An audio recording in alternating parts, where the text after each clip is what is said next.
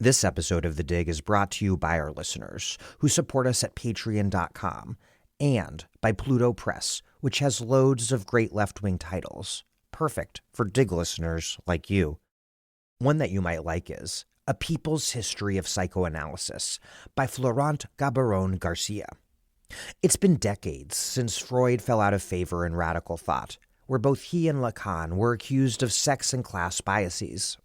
This book reconsiders the history of psychoanalysis to recall its Marxist and feminist origins. From innovative Soviet psychoanalyst Vera Schmidt to dissident practices in 1970s Argentina, this history shatters the comfortable narrative of psychoanalysis as armchair theorists sheltered in their consulting rooms. Dig listeners can get 50% off their first order of this or any book from Pluto Press using the code DIG50 at plutobooks.com.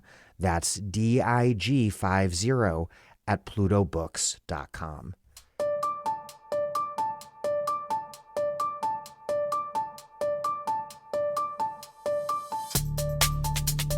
Welcome to The Dig, a podcast from Jacobin Magazine. My name is Daniel Denver, and I'm broadcasting from Providence, Rhode Island. The discourse? Absolutely abundant. Ezra Klein and Derek Thompson's recent book has dominated U.S. politics and media, maybe particularly social media, for months. On one level, this is surprising for an airport book in substantial part about upzoning. But the book isn't just about that. It's a liberal vision for post-neoliberal hegemony, for a liberalism that builds. Abundance explicitly introduces itself as a blueprint for a new political order, wherein government removes myriad regulatory blockages and, in doing so, unleashes capitalism's productive forces to build the housing, transportation, energy systems, and medicines that we need. But that's not all. Around this book that's equal parts reasonable, banal, and infuriating, a whole constellation of well-funded radical centrists are leveraging the discursive plenty to explicitly attack the power of the economic populist left within the Democratic Party. It's an agenda that seems to not belong to Klein and Thompson exactly, but which they haven't really disavowed either. Despite the book's post-neoliberal vision, it remains wedded to much of that crisis-ridden order's market fetishism. Letting the market do its thing is simply not enough to innovate and make all that important stuff.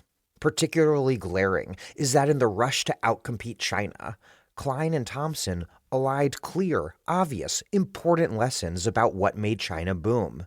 Lessons about public finance, capital discipline, and economic planning and coordination. But that's not all there is to abundance. There are also local YIMBY and open housing groups, many of which support not only upzoning, but also policies like rent stabilization and the dramatic expansion of public housing. These are rank-and-file abundists who don't at all see themselves in this log-or-react pileup of nonstop posting and podcasts. Anyhow, this whole abundance thing has become incredibly confusing because there are debates about the book. There are various anti-left political projects hitching themselves to the book, and there are local and state housing groups that are doing their own thing around upzoning, but also around more than upzoning. Then, there are the actual underlying economic and industrial policy issues that the whole abundance debate is ostensibly about.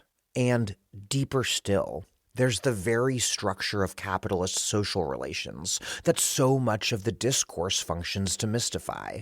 This episode brings clarity to the abundance debate, and more. Today, I'm speaking to two critics of the book, Isabella Weber and Malcolm Harris, and also to Paul Williams, who defends a more public sector-led politics under the banner of YIMBY abundance. We discuss and debate the abundance book and the abundance discourse, but above all else, we spend a lot of time discussing the actual issues in question of how to think about building out an economic order that confronts climate, housing, and transportation crises. How to create real abundance for the 99%. Before we get rolling, this podcast is overwhelmingly a listener-supported operation. The way that listeners support this podcast is by making a monthly or annual contribution at patreon.com/thedig. We put everything into this podcast, and we put every episode out for free with no paywall because we want everyone to listen to every possible episode. This is a political education project.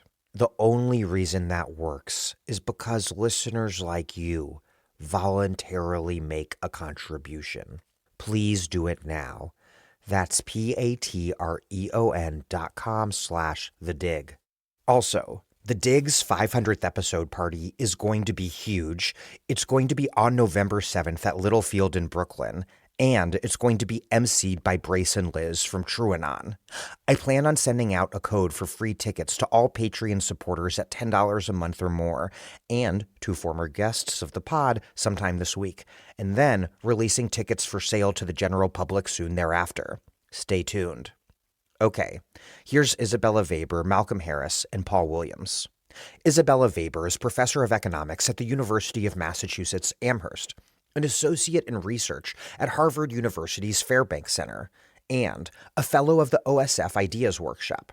She works on policy responses to inflation and has advised policymakers in the U.S., Germany, Europe, and Latin America on price stabilization measures. Her next book will explore what an anti-fascist economics might look like, and her first book, discussed right here on The Dig, was How China Escaped Shock Therapy, the Market Reform Debate. Malcolm Harris is the Philadelphia-based author of bestseller Palo Alto and other books, including What's Left, out earlier this year. Paul Williams is the founder and executive director of the Center for Public Enterprise, and a little note here, in my capacity as a leader of Reclaim Rhode Island. I work with Paul on moving our social housing agenda forward here in the Ocean State.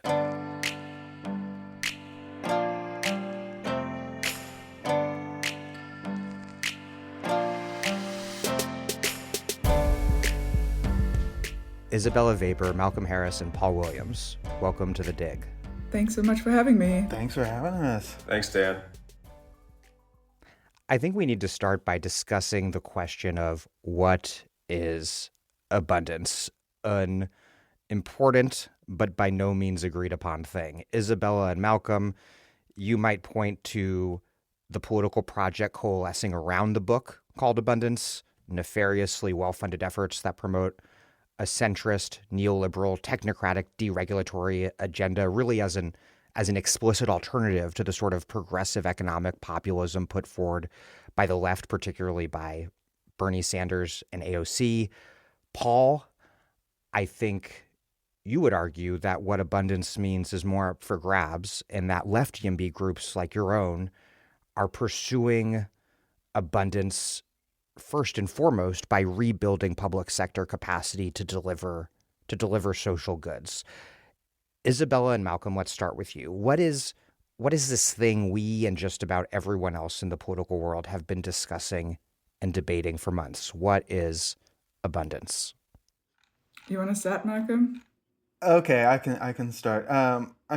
Abundance, as I encountered it, is a book project by Ezra Klein and Derek Thompson, which I encountered as a review request from The Baffler and then some other publications. And I was kind of surprised how many publications were asking me to review this book before it came out.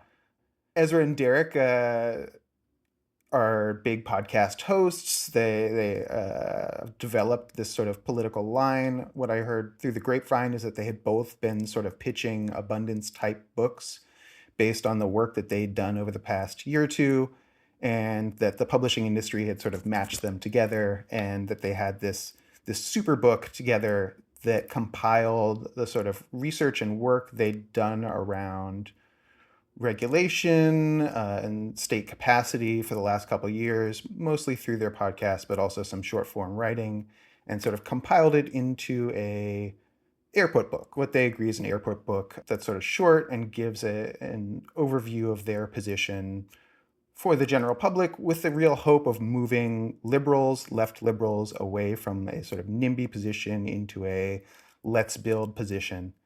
And so that was what I got when I got my hands on the book, which I reviewed for the Baffler. The book itself I found pretty weak, but really generative in the way that bourgeois economic thought can be for us Marxists, right? Like that's grist for our mill.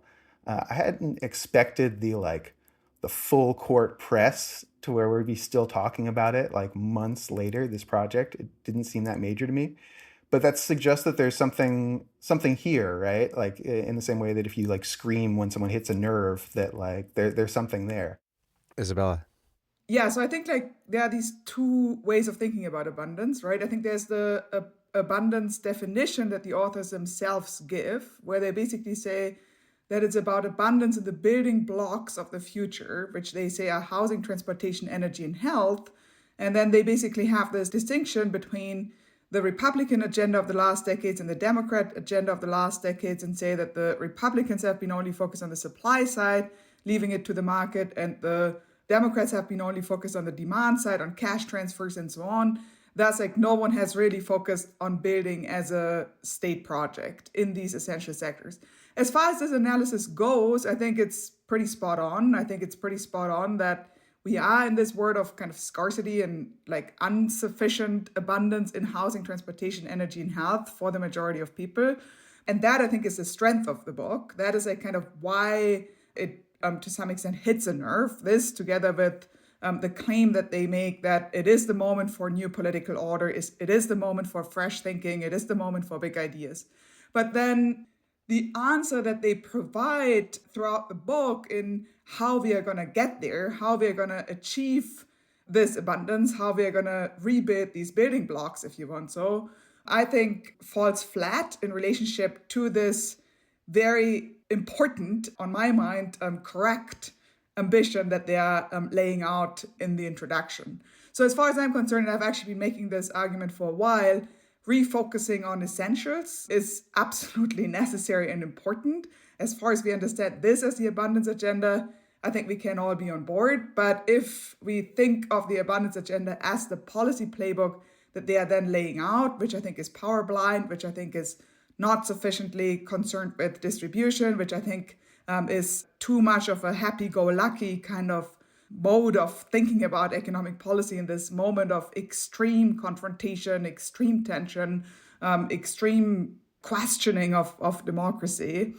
This is where it really falls flat. So in terms of setting the questions, I think it's pointing in the right direction. In terms of providing the answers, providing the specific solutions, at the end of the day, it is very easily read as something that leads us back to a deregulation mode. And of course, we can debate the details. And I'm not saying it's a full-fledged deregulation agenda, whatever. But like if you want to have like a 3-point agenda of what this boils down to, I think deregulation is one key element. And I think that there might be some areas where we want to have deregulation. But overall, I think that this is too close to what we had to kind of be the substance of the new political order, to be the substance of the bold vision that we need at this moment. So, Paul, what's your take on this debate, and to what extent does this abundance debate relate to the book entitled Abundance? Because there's plenty in the book that to me is just like good or fine, other stuff that's pretty wrong in a way that I'd expect from liberals, and then other stuff that's more mundane. You tweeted, quote, "It's actually just bizarre that Abundance, an airport book designed to help liberals understand why we should do zoning reform, has convinced people of a vast Dem deep state conspiracy to take over the party." And quote, "People talk about abundance as if there's some group who has devised a set of plans and policies that everyone adopted versus the reality that a bunch of ideas to make cities more affordable emerged from a decade of urbanism Twitter." So let's define abundance from your perspective. What is it, and why is it not, at least not necessarily, a neoliberal centrist conspiracy against left power in the Democratic Party? Because I see what you're saying, Paul, that abundance is all of these different things, but it does seem like some very powerful people are indeed selling this airport book as the tip of the spear for remaking democratic politics on more radically centrist or neoliberal terms. And the authors of Abundance do explicitly propose their vision of abundance in pretty sweeping terms as a lens through which to approach politics and policy as a whole. And I know that's not your agenda. And I know that this neoliberal conspiracy is not even really Ezra Klein's agenda either. But isn't that part of what's going on? What is going on? I think it's helpful to consider the history and the emergence of the ideas that are collected in this book. And I think a good starting point is San Francisco in 2014, when the kind of first modern Yes in My Backyard organization was founded. The name of that organization was Bay Area Renters Federation, BARF, SF-BARF. And Dan, you know the founder of this organization. We can discuss that if you want. But Hello, Sonia, if you're listening. hi, Sonia, if you're listening. We're talking about BARF. This emerged as an organization with a set of ideas in 2014 of renters who were lower income in the Bay Area. The situation they saw is that they could not afford the expensive single-family homes all across San Francisco because tech workers with large salaries were buying them. And so they saw apartment construction projects as opportunities for them to live in places that they wanted to live in San Francisco.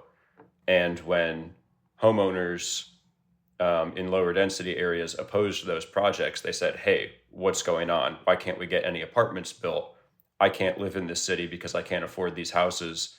And the people who have these houses are blocking apartment projects, which would allow me to live in the city.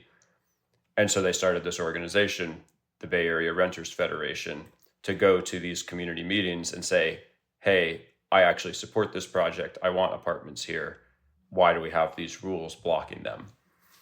That's the modern emergence of this set of ideas. And I think that it is actually really important to this whole conversation to ground this discussion in that kind of historical fact.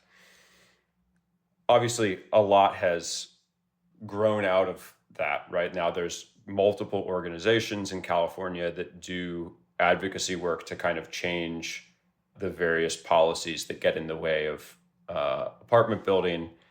And now there has, emerged all of these other organizations across the country that are doing similar things at the state and local level. But the kind of set of issues is similar in all these places, right? You have policies that were put in place in the 70s, 80s, 90s that limited growth and density, partly a reflection of slow growth stuff in the 70s, partly a reflection of opposition to density and low income housing in the 80s and 90s.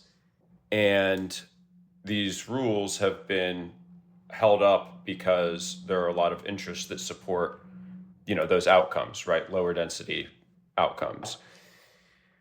Obviously I'm talking mostly about housing here, but I think housing is what drove this conversation from the get-go. And there's a lot of, then there's these other things like energy and manufacturing and so on that can fit, and transportation that kind of fit within the frame. But I do think that housing is the driver of the entire conversation. And so I see the book and the discussion about the abundance agenda as a recognition that these organizations at the state and local level are trying to change these rules for housing construction and are facing challenges in their ability to build coalitions among Democrats to vote for those changes. And that is something that should change. And I think the idea of the book in that sense is to help liberals who buy books at airports understand that these zoning changes are actually good for outcomes for housing and make cities more affordable, and that's a good thing.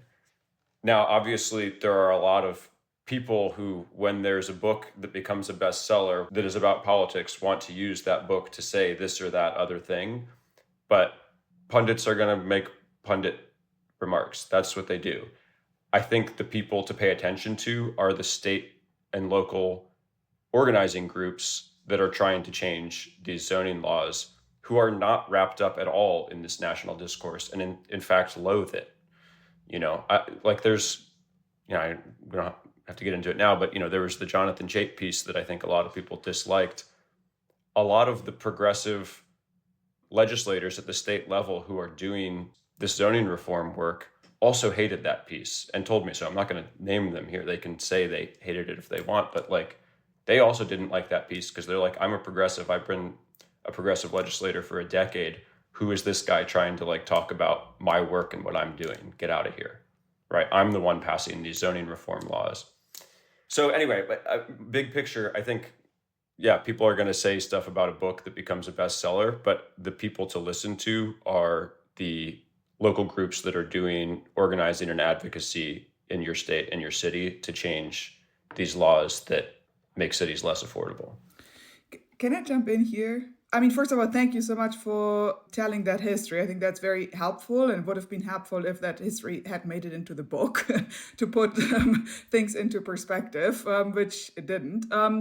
I think as far as this whole conversation around conspiracy goes, I think, okay, of course, the authors are not responsible for what other people do with their writing, but they are responsible for what they write, right? And I think they make very clear claims in the beginning of the book where they say, literally, quote, a new political order is in the making.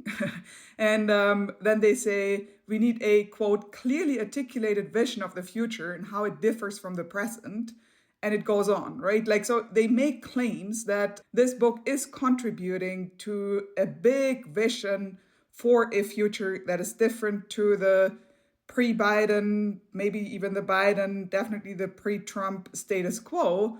And at this point, I think it's then not like some sort of a conspiracy theory projection on what they are arguing. I mean, if the title of the book would have been Abundance, yes, in my backyard, why we need zoning reforms, we would probably not be sitting here, and no one would have these strong feelings about it, right? And I think the second point that I want to make is that we need to see how the book is being picked up. And I think that the Democratic Party is at a point where, putting it very bluntly, they have lost both the people and the billionaires.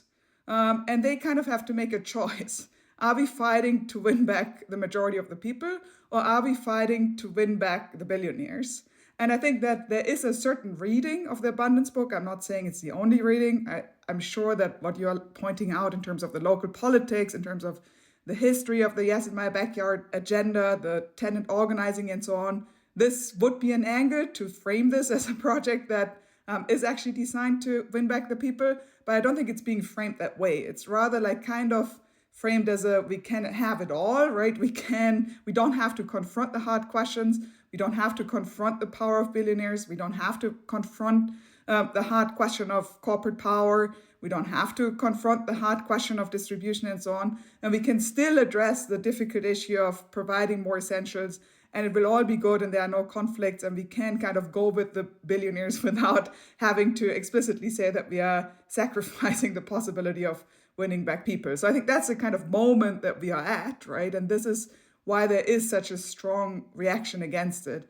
Now, what I find really interesting is that you are saying that these local folks, to whom I feel pretty unconnected as an academic sitting in Western Mass who has been working on the history of Chinese economic reforms and inflation, that these local folks actually kind of might be saying, not in my backyard to the Abundance book guys, right?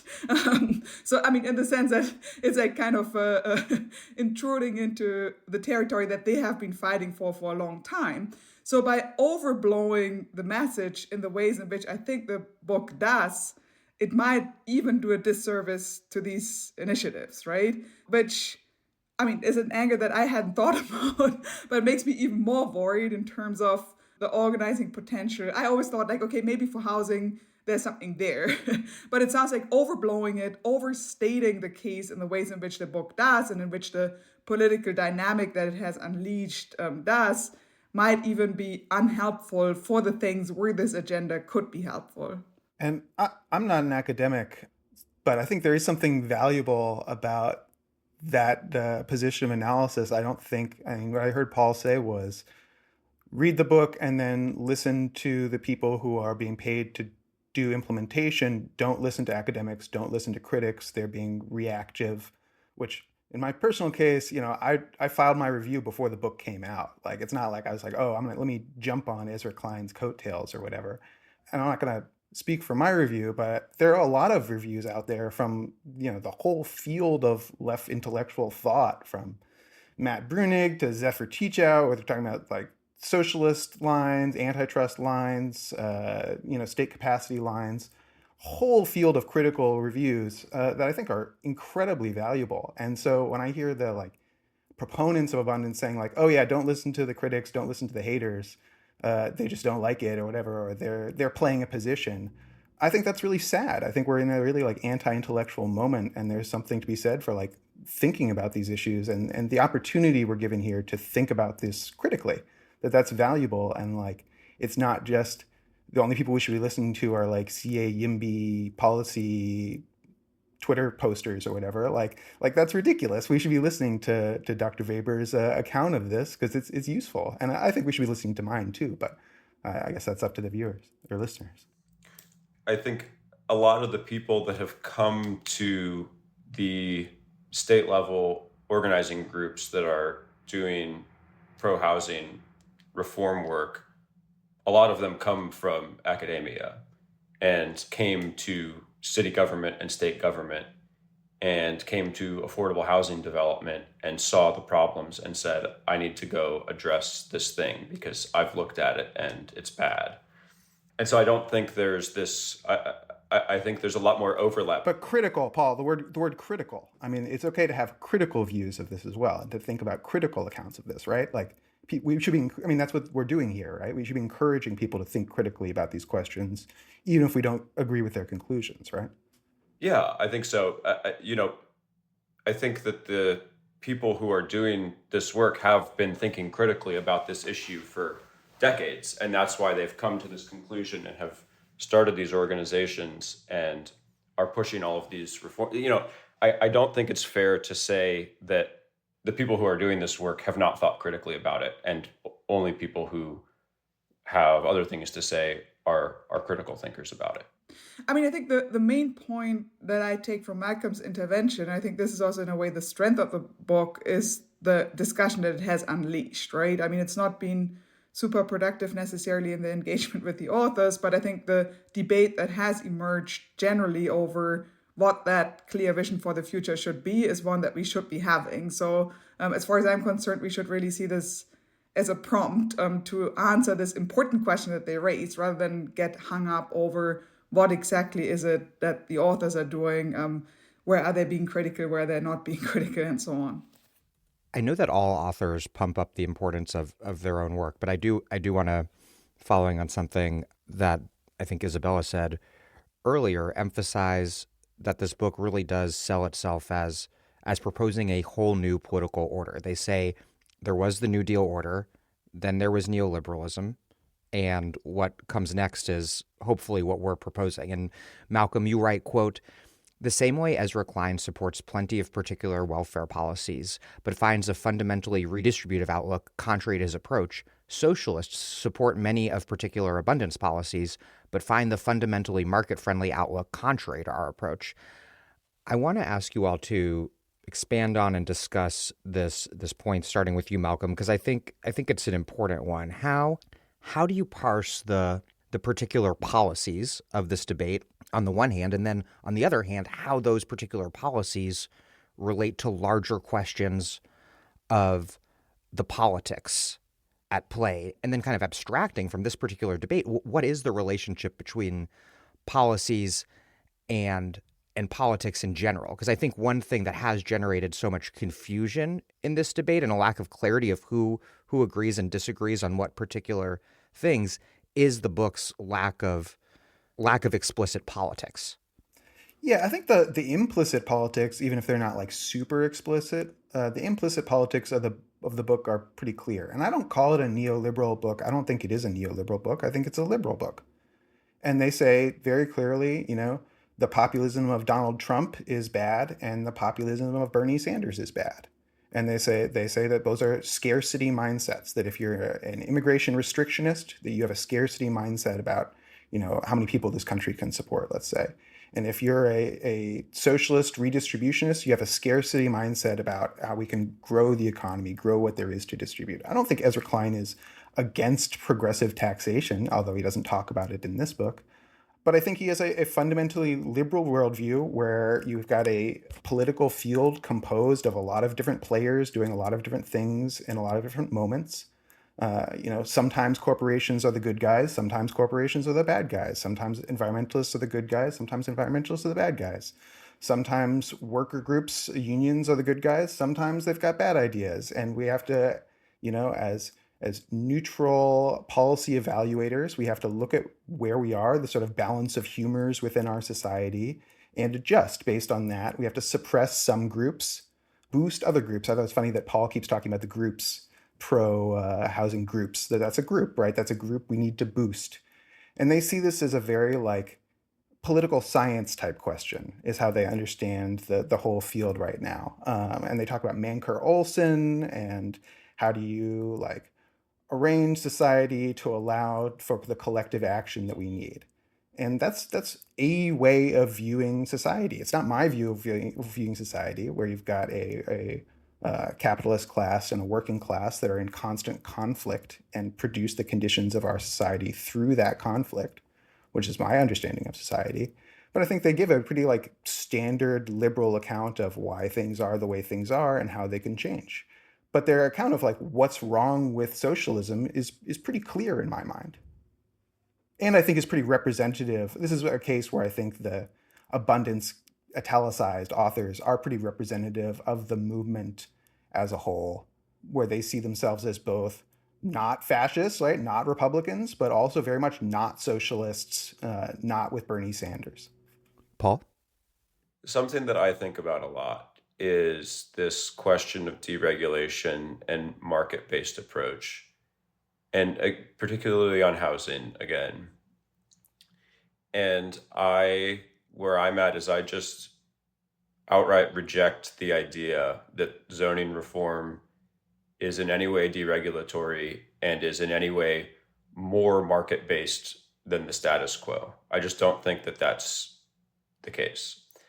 And the way I come to that is that, if you think about a planning policy that includes land use, density, floor area ratios, building heights, all of these sorts of things, cities change these values of these planning tools all the time throughout history, right?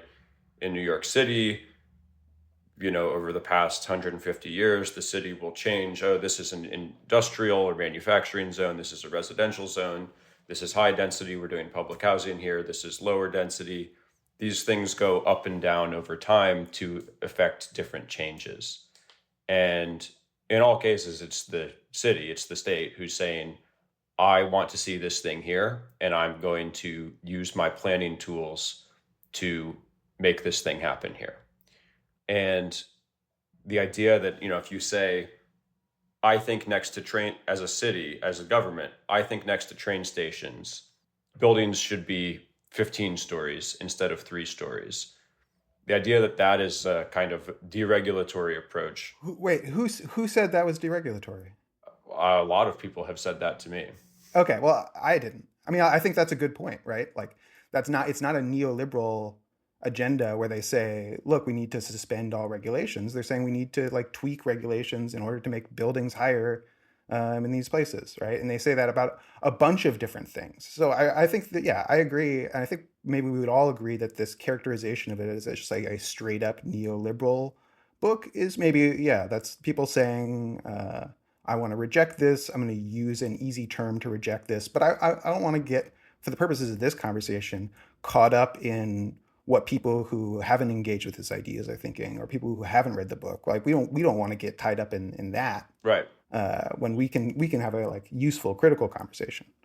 I mean, if I may come in, I think, of course, when we come to these nuances, when we come to the specifics of zoning laws, I mean, the examples that you gave clearly are not deregulation. But if we look at the book and kind of the thread throughout the book in terms of the language and the vocabulary that they use, there's one emphasis that reoccurs across the chapters, which is we need to remove blockages, right? Now, this idea of, I mean, call it deregulation or not, but it's basically the idea of you have to remove blockages that currently are in the way of private initiatives that, if these blockages were not there, could play out in different ways. And I mean, of course, I can see that like extreme forms of legalism, which I'm not entirely sure if this is the exact right word, but like extreme forms of like torn out legal disputes in courts over years and years and years can become extreme blockages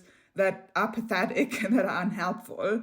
And in some cases, removing that blockage is critical. And I'm sure Paul could give us a million cases of specifics of housing projects where this is exactly the case. But I think that the very strong emphasis on removing the blockage and then it will somehow like sort itself out, rather than saying, okay, there are blockages, and then we have to build a whole realm of institutions, state capacity. We have to tackle the fact that private equity is crowding into housing. We need to limit the takeover of private equity in housing and all sorts of critical infrastructure. We need to have public authorities that build and so on. I am not seeing this in the book. Not in the ways in which I think it would be necessary to bring out. And I mean, as I wrote in my review, I think that the Chinese case here is instructive, where they paint this, for anyone who has actually taken some time to study Chinese economic reforms, rather absurd picture that the Chinese high-speed railway was somehow the product of dictatorial powers in Beijing in the absence of zoning laws, which, I mean, if this was the case, we have many countries that have extreme forms of concentration of power in dictatorial hands and no sophisticated or even existing zoning laws, right? But have nothing like the Chinese high-speed railway system, let alone new infrastructure, let alone anything that comes close. So what is the key here in understanding what happened in China, if we want to use that example, is how mechanisms of governance were created that overcome the deadlock between central and local politics in ways that align interests, that align incentives, and the mobilization of public investment through pretty creative kinds of forms of public enterprise. I mean, it's even more complex than that, but if I just want to summarize it in a short way, I think these are definitely two key ingredients.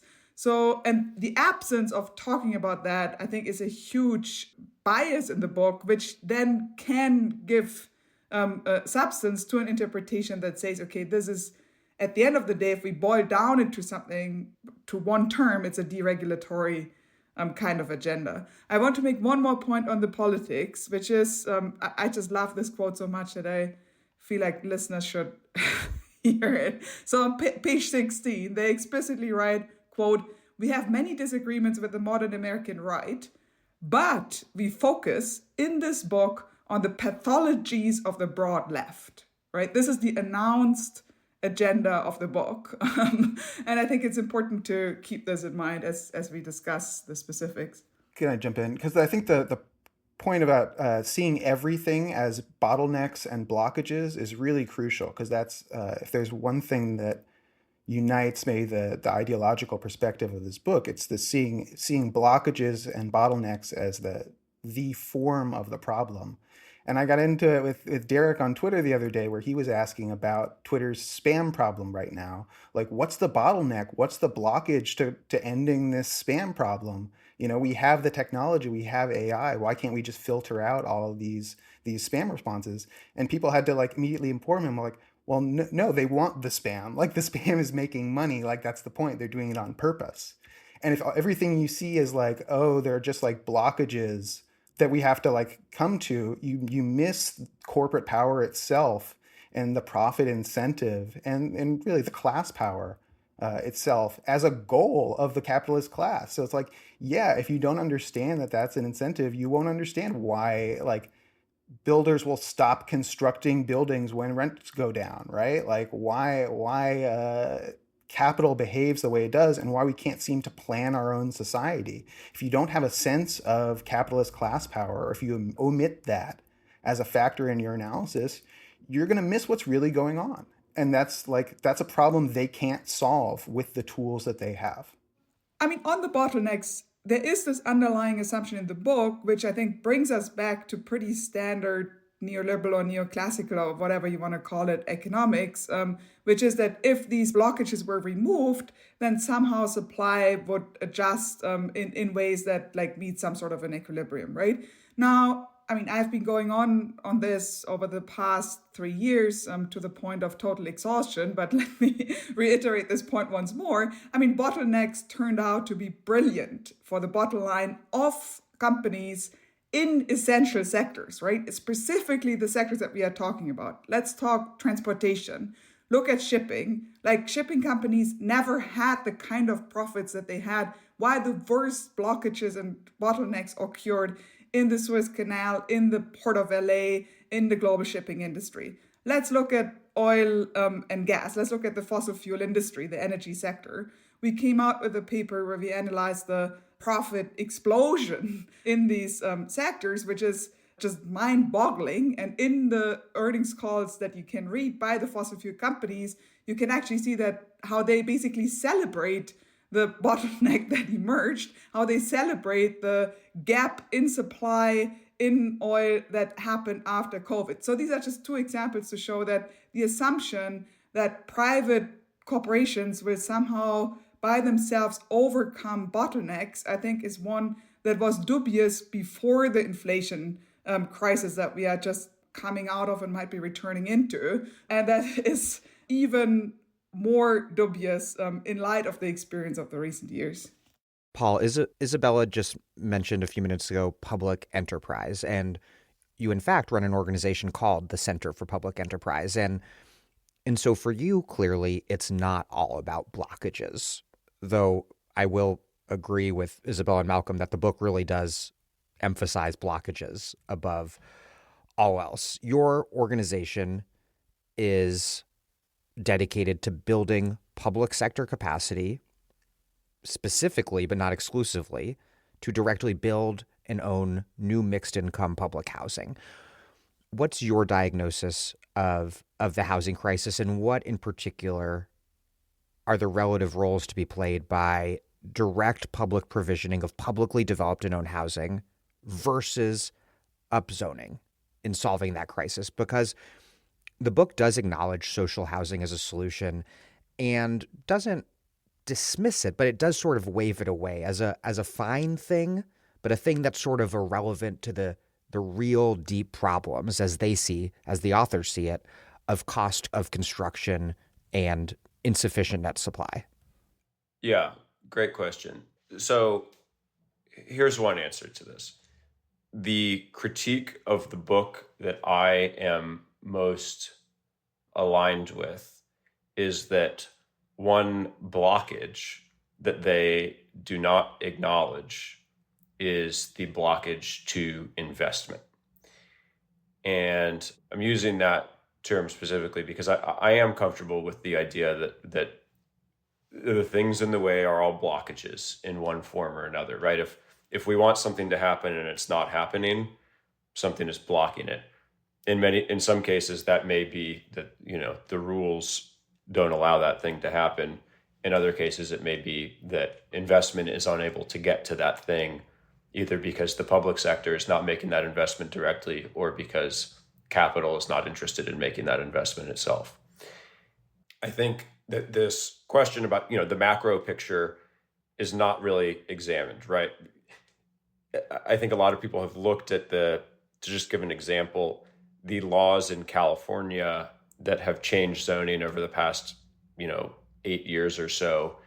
there were a lot of changes in 2019, 2021, and then there was not a lot of housing production resulting from those legal changes. And I think a really important reason for that is that interest rates went up by, 500 basis points, in 2022 and 2023. And that had an impact, not just on loan to cost that lenders were willing to give to projects, but also on, how much LP equity, was needed for projects. And it just made a lot of projects not work. And then you obviously also have the problem that kind of Malcolm hinted at, a couple of minutes ago, about if rents go down and a lot of supply comes online, then a lot of new housing is not going to be delivered beyond that point. I will say that's not a developer problem. That is an investor problem.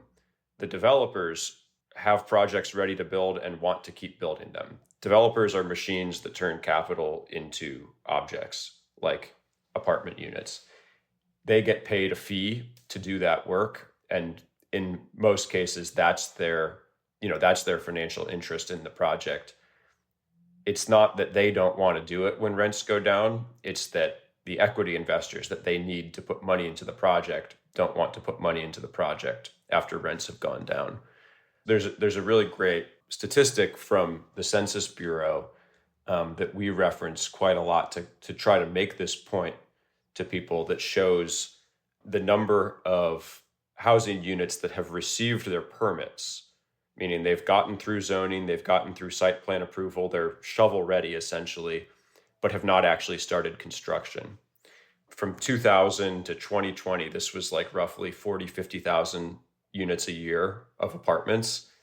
In 2022 and 2023, it spiked to 160,000 a year, more than tripled the number of apartments that are shovel ready. Developers are ready to build them, but they're not starting construction because they can't get investment. And that speaks to a couple of dynamics. One is obviously the interest rate environment. Two, the kind of equity raising environment for what equity investors are expecting in terms of returns. And three, the kind of supply demand environment where you had a lot of supply come online in 2023 and in 2024, in places like Austin, that brought rent growth down significantly. But now nothing is getting started anymore because those investors don't want to get in. And so anyway, that is something that's not addressed in the book that I think should be. And I think I have kind of been on a tear the past few months about that being a really important piece of this problem. But what I'll say is that I think it's important to acknowledge that, and I think it's true, and it's the case that if you just solve the financing problem and not the zoning problem, or if you just solve the zoning problem and not the financing problem, you're not going to get anywhere. The reason for, if you just solve the financing problem and make, capital availability and capital availability go up and capital costs go down, and, whether that's through public investment or quasi-public investment with the GSEs or some other means, what you're going to get is a lot of sprawl and single-family tract housing. That's what will result if you don't change the zoning laws, but you make investment go through the roof. If you just change the zoning laws, but don't change any of the investment policy, then you'll have these results where the housing market is deeply cyclical, and you'll have these glut periods where supply came online and then nothing gets built for 5 years because nobody wants to invest. And so I really think it's important to think about these two things together. There's actually a great amount of work going on in these states to change these zoning laws.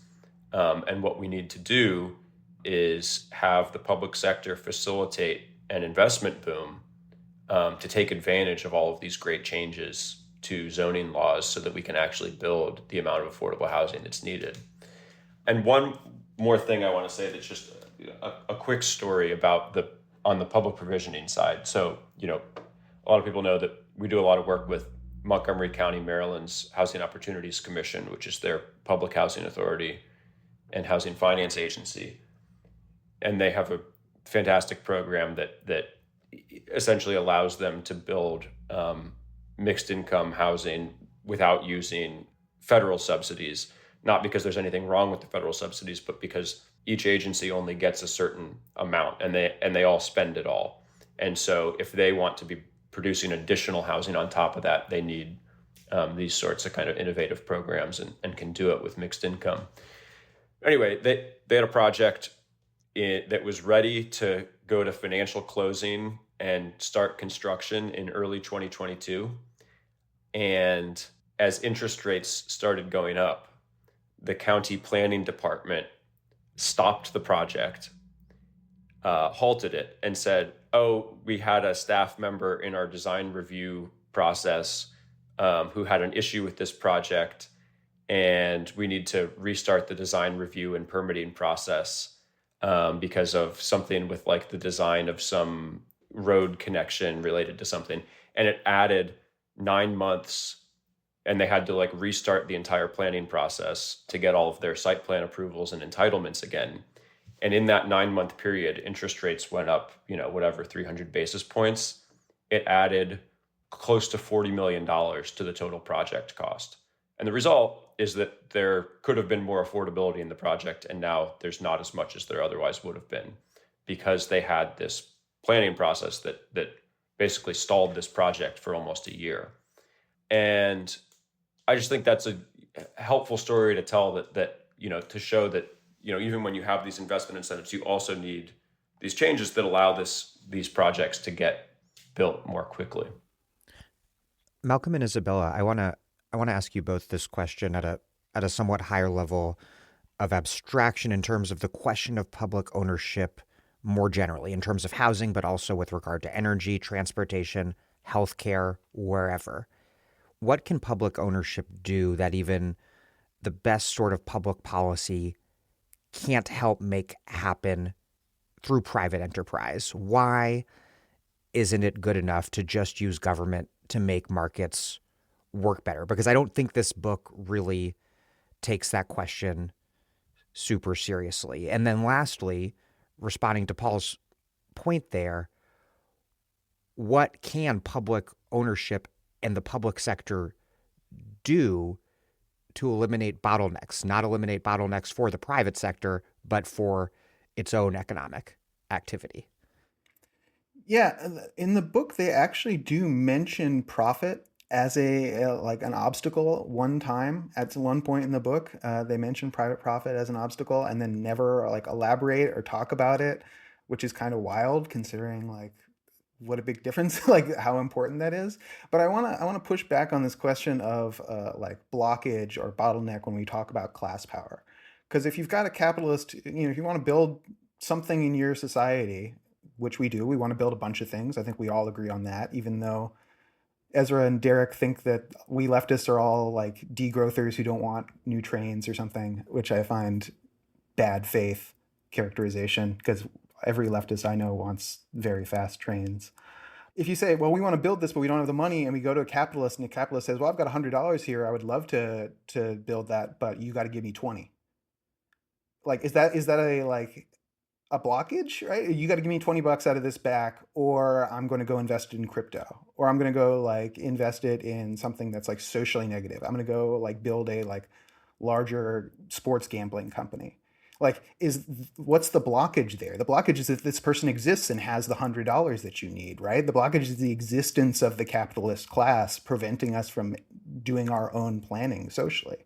And so that demand by capitalists to continue their planning role, to continue their monopolization over the means of production is not a blockage, right, among one or many blockages. That is the main condition of our society, right? That is the status quo of capitalism. And our inability to plan what we want for our society is not some unforeseen outcome of that or whatever. It's the same thing. It's the other side of that coin. The fact that they have that $100 and can demand 20% of it as a fee, maybe Paul says, or whatever, their profit on this, prevents us from planning things for our society. And we see this when they say construction's just so expensive. It's really expensive to do construction. And that's true. But a big part of that is because capital doesn't find it worthwhile to invest in construction services, right? If capital found it as worthwhile to invest in high-speed rail construction services as they do in AI, which is not at all profitable, right? It's not like AI is like getting them lots of money right now. They're thinking long term. If we had systems in place that allowed them to value or forced them to value something like high-speed rail in the same way, high-speed rail would be much, much cheaper to build, right? If we had capital invested in that process. But we don't. It's withholding that money. It's withholding that capital. And so public control over the investment function, I think, is the basic condition for, that's like the entryway to us wresting control over the planning process from capital as a small partial group within society. And abundance as an outlook, as a perspective, as a book, as an intellectual project, does not want to deal with that, does not want to address that, does not want to deal with this concept, does not want to address class power, think about class power. And so it pushes it to the side constantly, and it will find itself dealing with the problems with that over and over again, and finding itself unable to solve its own problems with its own tools. So in terms of this, I kind of catch-22 that Paul is laying out, right? I mean, you hike interest rates, and then this is the point where you actually like kind of have these shovel-ready projects, and then you are not investing because interest rates are too high and the cost of capital has become too expensive.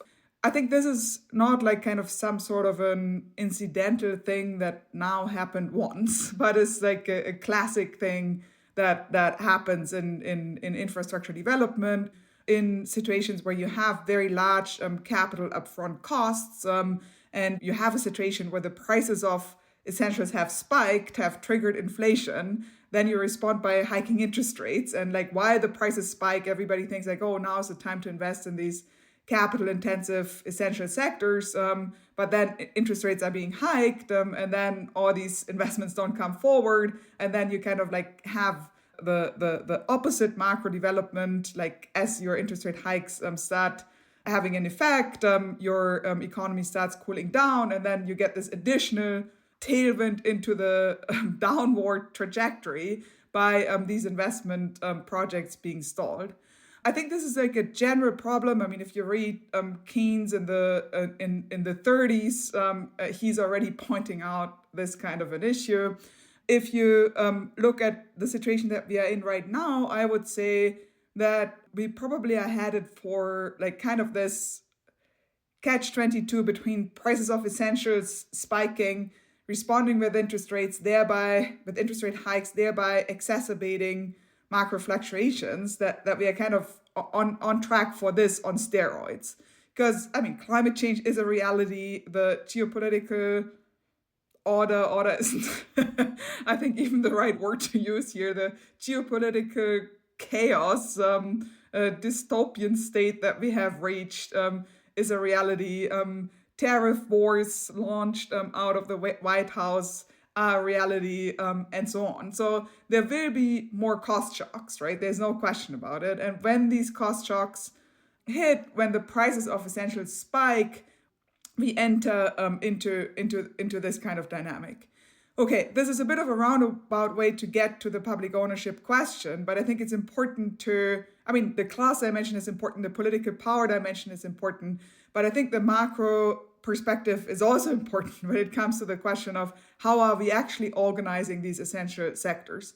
And it's exactly the sectors that the abundance book is about, right? It's energy, it's housing, it's transportation, it's healthcare. We have been doing quite a bit of input-output analysis to try to identify these sectors, and these are the sectors that show up time and again. Now, from that perspective then, I think we need a new stabilization paradigm for these sectors, stabilization in the sense of sufficient provisioning, but also in the sense of avoiding a good chunk of the price instability. Now, it depends, I think, on the sector, what the form and shape of public ownership should be in this context. So, for example, in healthcare, we might lean towards a very public option. In, let's say, the energy industry, I think that a good step forward could be to expand the idea of the Strategic Petroleum Reserve into a much broader kind of strategic energy reserve that is a public reserve that can help countervail some of these extreme price fluctuations that you have in something like energy, without necessarily having as the immediate goal like total public ownership. We might aim for public ownership further down the road, as a kind of a broader vision towards a society that plans in the interest of actually creating abundance for the many. But I think in terms of addressing these immediate stability issues that we have, that could be a good and important step forward. For railway transportation, we probably need a public railway company, but probably there will also be a role for private companies that are developing some of the technologies and so on, right? So what I'm trying to get at is that I think what we need is to overcome the ideological constraints that we have been imposing, saying that public ownership is always bad, price regulation is always bad, any form of intervention into the formation of price mechanisms is always bad, and move towards a much more targeted, specific approach that tries to leverage public ownership as part of the solution in working towards stability and abundance, if you want so, in these essential sectors, not in the sense of like old school public-private partnerships, but in the sense of how, like, given the nature, the institutions, the structures of these sectors, can we shape and form public ownership, regulation, and participation of public actors in order to achieve the stability and abundance goals that we are trying to achieve. So this is maybe a bit of a too nuanced and detailed answer, but I think that it's important to unpack and to go into these qualitative differences so that it's not like, okay, as long as we have public ownership for everything, then everything will be fine. I think that's a bit too simple. We need to unpack the specificities of these sectors to come up with solutions in the public interest. Yeah, Paul, can you, from your perspective, unpack some of these sectoral specificities, not just on housing, but across the economy? What is the role of the public sector and specifically public ownership? Yes, I can. I'm going to start with housing. And I think starting with housing, I think it's important to have a little bit of a framing discussion of the term social housing, which is a term that is used internationally in most places, except for the United States, to refer to kind of any housing that is produced with some form of public support. It's not really a term that is used in the United States, other than from a small number of kind of think tanks who will talk about international examples. But to be clear, the just as an example, the OECD does a survey every year of all the member countries and asks them, how much social housing did you build this year? Vienna reports their numbers, and Finland reports their numbers, and the UK reports their numbers, and so on. And so does the United States. And when the United States answers how much social housing did you build this year, they report how much housing was built using the low-income housing tax credit and Section 8 voucher programs. And the OECD doesn't say, oh, LIHTC, that's not social housing. They say, okay, great, that's what you built. And just to contextualize, a little bit about how this is talked about. But what I want to say is there are a lot of different functions that the public sector plays across the world on how they support the housing sector with affordable production or social housing production. And it ranges even within countries, right? In Vienna, just to take that example, there's a mix of, in one form, kind of the limited profit cooperatives that build housing. These are private nonprofits. They get grants from the government, and then they go out and collect equity contributions from future tenants. So, when a limited profit cooperative in Vienna wants to build housing, they go out and get, 10% of their total capital cost. They're raising from future tenants who are making down payments to essentially hold on to that unit. They're able to, get that back when they move out, but it's a relatively high, upfront cost to the tenant to make that contribution to a new project. But then there's also, within that system, municipal housing, where the municipal government, actually finances that housing and keeps it on their balance sheet on their own. And then I'll give one more example. Singapore is another example where the government is deeply involved in the housing sector, and the country's housing development board is actually responsible for about 85 or 90% of all of the housing that exists in Singapore. They essentially have a monopoly on housing. The only housing that's not HDB, government built and owned housing, is smaller single family and small multifamily residences outside of the main urban core. And the way they do that is they finance it out of the state balance sheet, and then similarly to Vienna, future tenants or owners make equity contributions to those projects to secure units in the building, and they do so out of their forced savings account, comparable to Social Security. In the United States, we don't quite play that level of role. What about the 30-year mortgage? What about the single family 30-year mortgage? Right.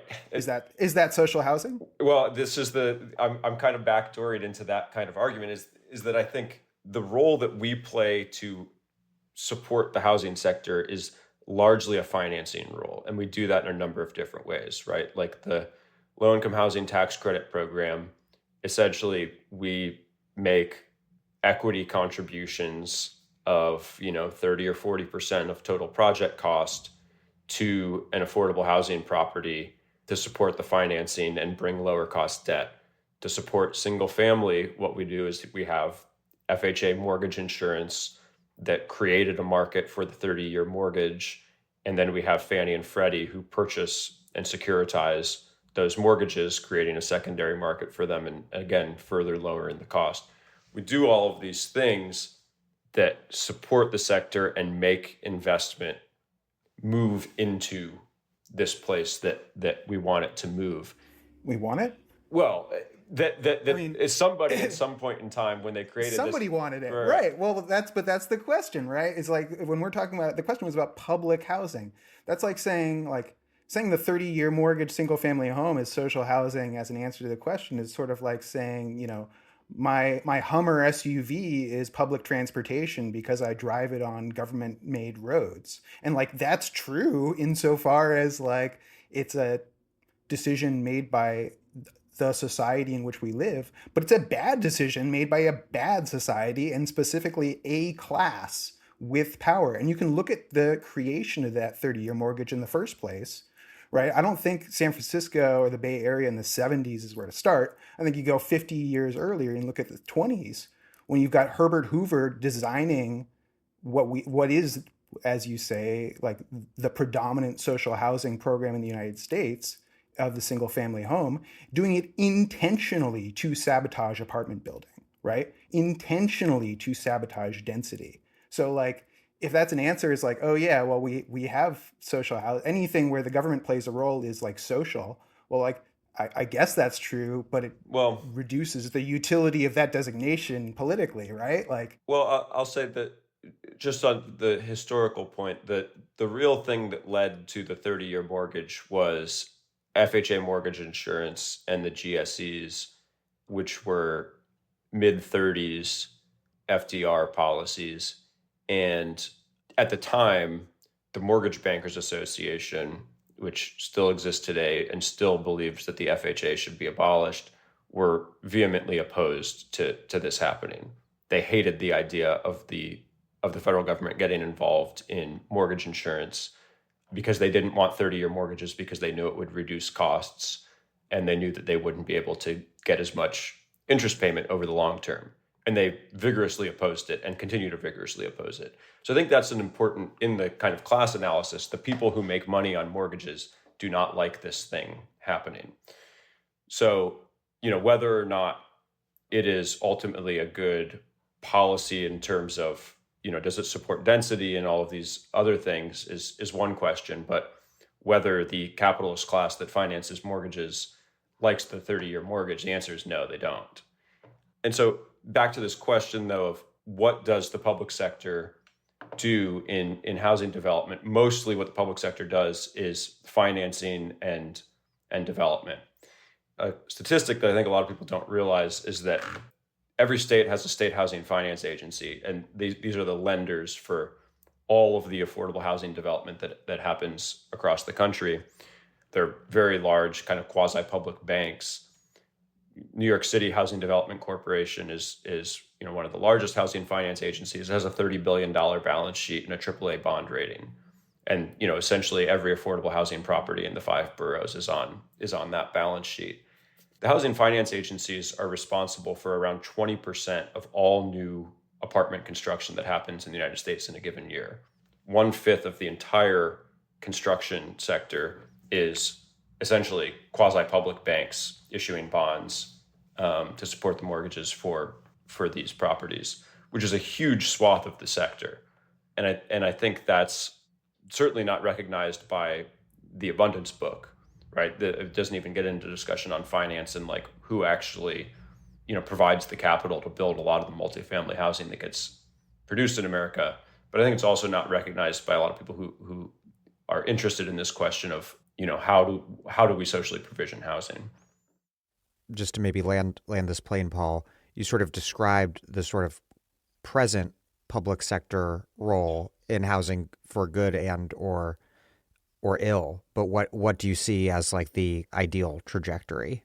So I think that the housing finance agencies should do a lot more than 20% and should grow their capacity and do 40, 50, 60% of the housing. And in fact, in Montgomery County with their Housing Production Fund program, one of the key things that they have told their county council to get the council to support the program is they believe with a expanded program, the housing agency itself, the housing authority, can be responsible for upwards of 50% of all of the housing production that happens in the county in a given year.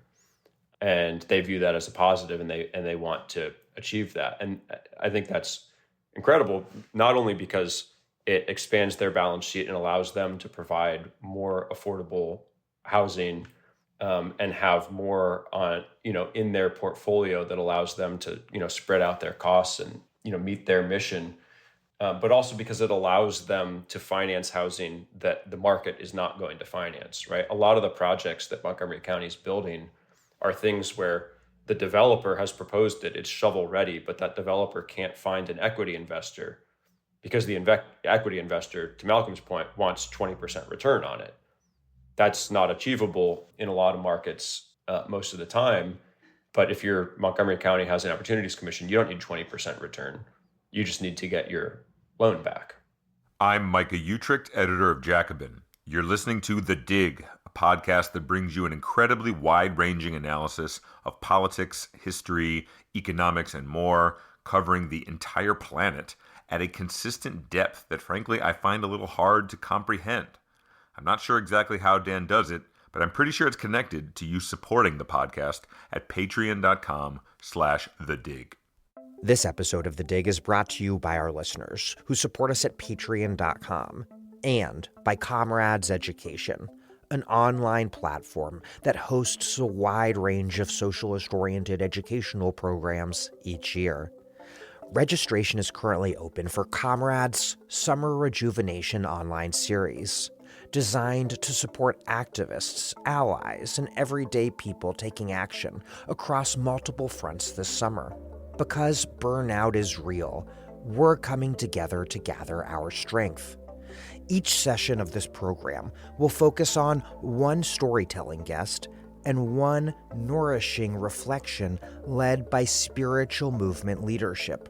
Sign up and spend time with JP Hill, content creator sharing stories of mutual aid, grassroots organizing, and Mamdani's NYC campaign.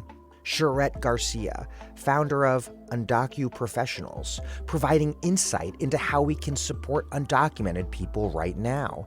And Huwaida Araf, co-founder of the Freedom Flotilla Coalition, recounting experiences from the front lines of international civilian efforts to break the siege on Gaza. Summer Rejuvenation begins July 27th. Find out more online at Comrades.education.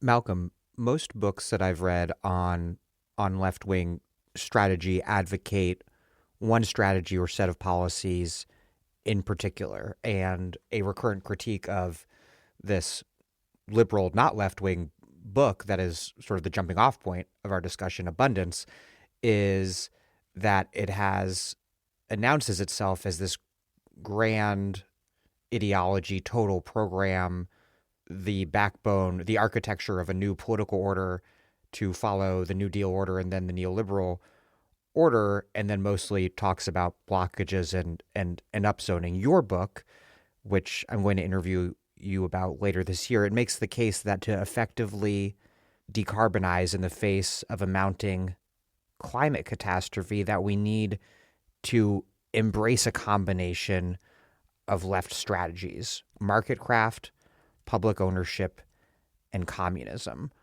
How does the thinking that you've been doing behind the book that you wrote shape the way that you think about this unfolding abundance debate? What, in other words, is your case for an ecumenical approach? Yeah, it's been interesting because the first chapter in my book, the marketcraft chapter, I feel like has a lot of overlaps with the sort of abundance stuff, that there are like even full paragraphs that have like analogous paragraphs within the abundance book.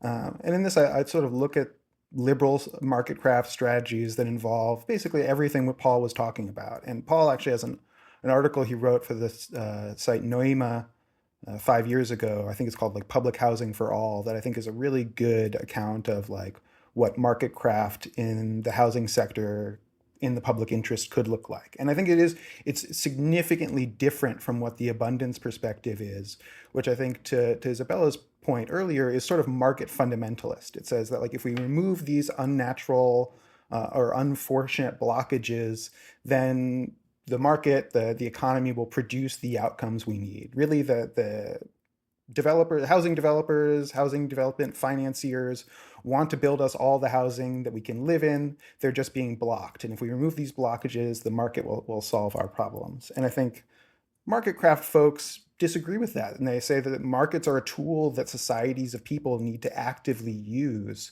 in order to accomplish the things that we want to accomplish. And even though some of those policies might even be the same as some of the abundance type policies, the way that Paul's describing them, the political perspective is fundamentally different. And that in that you have recourse to these other strategies that says, look, if capital doesn't want to do these things that we're like incentivizing them to do through the market, then we'll just do it ourselves. Then we'll set up a government agency and we'll go do it. And if the government is too captured by capital, if they're too sclerotic, if they're unwilling to do these things, which also happens, then the people themselves will do it. We'll squat buildings if we need to, right? We're going to put on pressure from below on the housing crisis. We'll form encampments if we need to in order to house ourselves. And that all of these are all operating at the same time, and you need them because you can't just rely on marketcraft, because there is this countervailing capitalist class power. And there's a really good, I was reading this paper just this morning by this academic, Rosie Collington, for the Review of International Political Economy, where she's looking at decarbonization investments and state de-risking of decarbonization in Chile. And what she found is that even the public marketcraft happens in sectors where the private industry sees growth. So you see state de-risking of the electric vehicle sector, but not effective state de-risking in like native forestry reserve, right? Because capital doesn't want to invest in forestry. It just doesn't. It's not a compelling sector. And we can talk about Joe Weisenthal's critique of the book, I hope, at some point, because there are sectors that are unappealing to capital. And at those moments, the state needs to be able to step in and say, we're going to do it. And I think to Isabella's point, forestry is a great example of China's activity, where China says, look, we don't care how profitable it is or not to plant a bunch of trees. We need to plant a bunch of trees. We need to plant more trees than anyone has ever planted ever in the history of the world. And we needed to do it now. And so that's what they are doing, right? And that they don't need to depend on private incentives in order to do that at a certain level, right? You can do that yourself. And so it's the combination, realistically, the combination of all of these strategies are the only things that are going to get us through this crisis moment that I think Isabella described accurately. So one trap that we can also run into, of course, we need sectoral expertise and we need sectorally targeted strategies. But I think we also need to see the synergies between a broader agenda of focusing on rebuilding the essentials. So if we look at the housing agenda, for example, then of course, from the perspective of San Francisco or New York or LA, density is a main concern. Sitting in Pelham, Massachusetts, I think the main concern here, for example, is that there are towns that have good schools and that have good public infrastructure, and that there are towns that are just a 10, 15 minutes drive away that don't have that infrastructure, that don't have cultural life, that don't have any of the things that make it desirable for people to live there. Which means that you get this like extreme form of segregation in a rural setting, which I think has to do with the fact of other essentials lacking in these areas. So in these towns, you actually have a total oversupply of housing. Like you can buy beautiful houses at very low prices, but no one wants to buy them because no one wants to live there, because there's no decent hospital, there's no decent school, there's no decent public transportation, there's no parks, there's jobs. No jobs, of course. But I mean, some of this like public space development could also create some jobs and kind of unleash some sort of virtuous cycles, right? Of course, you would also need actual jobs for sure. I'm not trying to gloss over that. But what I'm saying is that I think we also need more integrated approaches, right? Like if we say, I mean, of course, housing in big cities is a real crisis. But if we talk about big visions of the future, if we talk about big visions for the future that kind of present an alternative to the status quo for a good life, for the masses, for the majority of people, then I think we need to look at this integrated approach. And I think that actually one part of the abundance book that I think is really unfair is the hit job that they do on degrowth, which is total straw man of degrowth. I'm not myself a degrowther, but I think the way it's being portrayed is ridiculous. And I think the general, I mean, someone brought this up before, the general idea that left positions are about scarcity, I think is, again, really absurd and unfair. I mean, we have had the MMT discussions for more than 10 years now that have revived the Keynesian dictum of assuredly we can afford this and more, which, and then Keynes continues, anything we can actually do, we can afford. And the context in which Keynes is writing this is actually saying that in the first place, we need public investment in what he calls the basic necessities of people. And then we also need investment in local centers of refreshment and entertainment. So precisely like kind of creating public spaces that actually are enjoyable, that actually like make life worth living as a community, and don't reduce yourself only to trying to survive in some sort of post-industrial desert. So I think that this is an agenda. I mean, and of course, this goes way beyond MMT, but I'm just saying, like, this is this I think has been a very prominent part of the Green New Deal. This has been a very prominent part of the left discourse of the last 10, 15 years. I think that centering on that holistic approach, centering on these possibilities, I think is really important, and not getting framed in the way in which the book, I think, frames the left agenda in a totally unjustified and, in fact, also ungrounded kind of fashion. Before we move on from the public ownership discussion, it seems like, that there's maybe an array of opinions here on public ownership, from Malcolm's communist horizon that calls ultimately for the full socialization of the means of production, to Paul's perhaps more Deng Xiaoping style approach, with Isabella perhaps somewhere in between, but that everyone basically agrees that at present what we need is a lot more public ownership and a lot more market craft pursued by an assertive state. I think that's fair, at least from my side. I want to respond to two things. First, I just want to say I agree with the view that while there is a kind of impression from the book that part of what's being said is, oh, if you just change this zoning rule, then the market wants to make all of the housing that we need and they'll just do it. I agree that that is flawed analysis and that's not the case. But what I want to reiterate and what I think tried to communicate about this the past couple of months is that while it's true that simply changing zoning rules will not produce all of the housing that's needed, if you don't change that, you won't get the housing that's needed, which is just to say that it's a necessary but not sufficient condition, which I think is, again, why I have been so adamant in kind of defending all of the work that the zoning reform groups have been doing, which is because it is a necessary condition. And I think that the coalition that is supporting that activity needs to be bigger in order to achieve those things. The other thing I wanted to say is also very much agree on the question of combining these questions with more coordinated planning and economic development approaches taken by federal and state governments to support job creation and all of these sorts of things. One example I want to talk about is Syracuse, New York, where, similar to Isabella, I think what you were saying about, areas in Western Massachusetts where, there are low-cost houses and apartments available, but nobody wants to live there because there's no jobs. There's kind of a situation in Syracuse, or at least was a few years ago. But now with the Micron investment from the CHIPS Act, they're building Micron is building a really massive semiconductor manufacturing facility just outside of Syracuse. And it's going to create a pretty significant number of, long-term permanent jobs. And then obviously all the knock-on effects with all those jobs. And then there's families, and then there's more jobs for childcare and education and health and all of the things that come from that.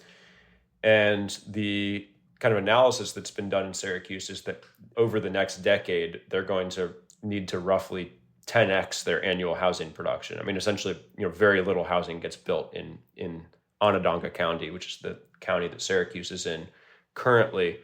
And a challenge that they face is that basically the demand that's going to come, all of the people that are going to work there and, work to support this new industry are not in Syracuse yet, but they're coming.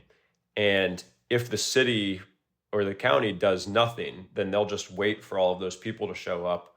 Rents will go up really significantly. And then equity investors will be interested in investing and building those new homes. That's the case if you do nothing. And that's a kind of wait for the market to do it for you kind of thing.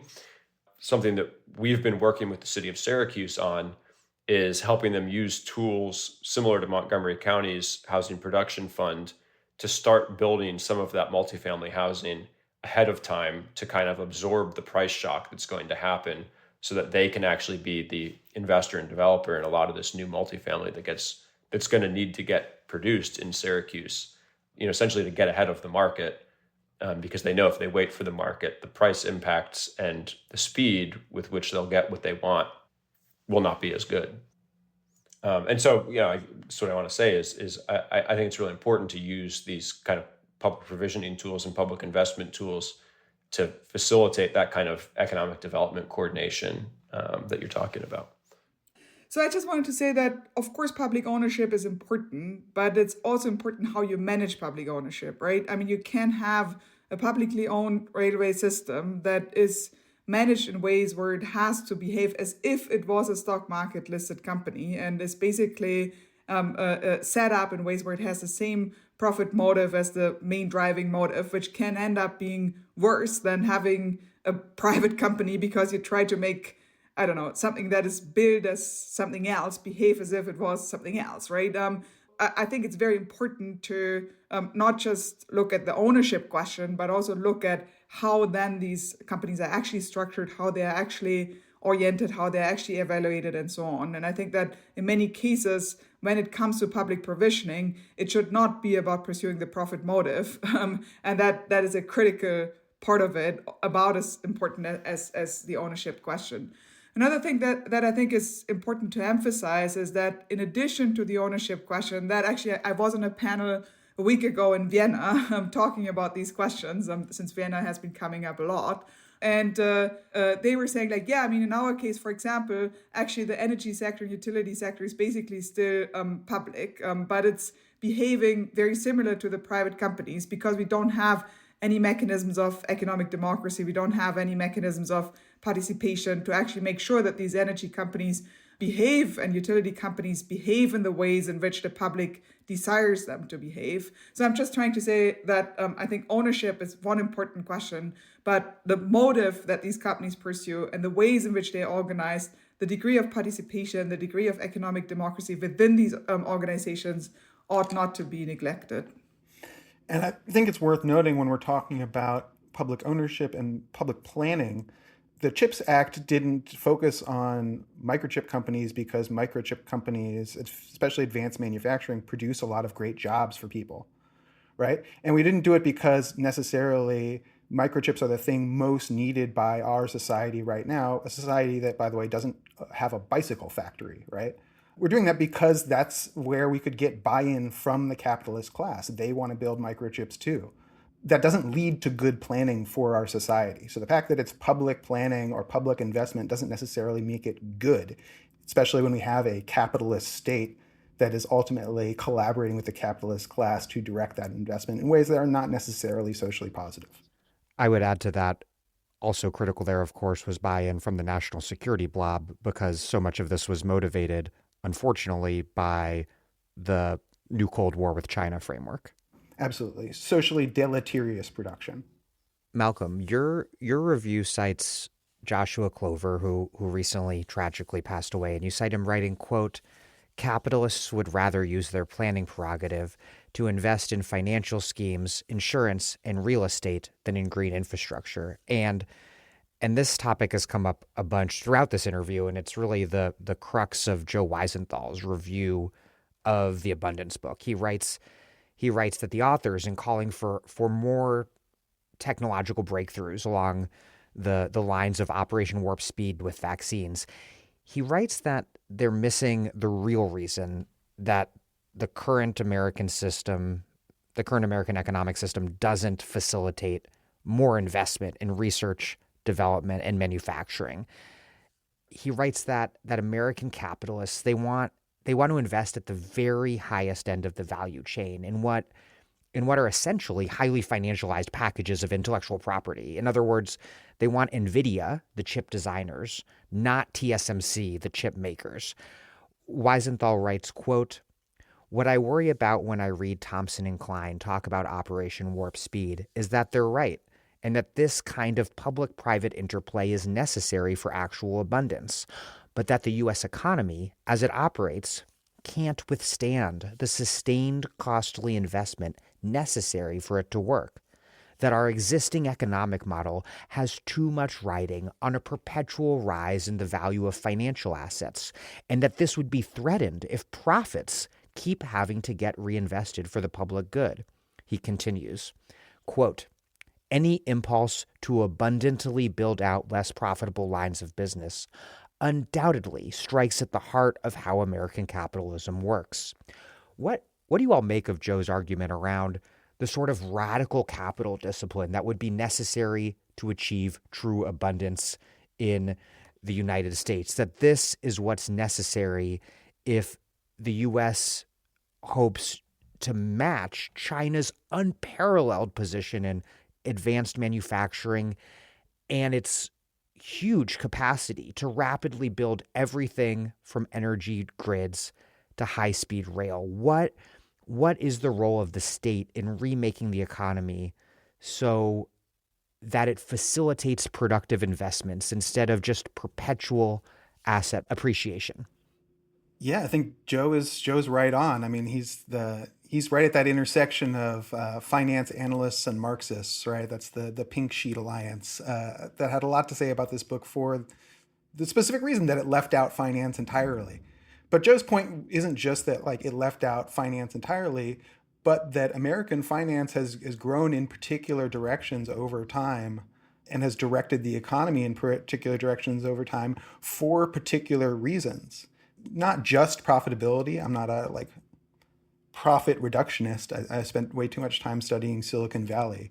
But the promise of monopoly is very important, right? The how fast you can get their returns is very important. The ability to invest large sums of capital is very important, which is one of the reasons we see this huge investment in AI. Is the size of its ability to absorb capital is as important as any sort of particular promise of profitability, I think.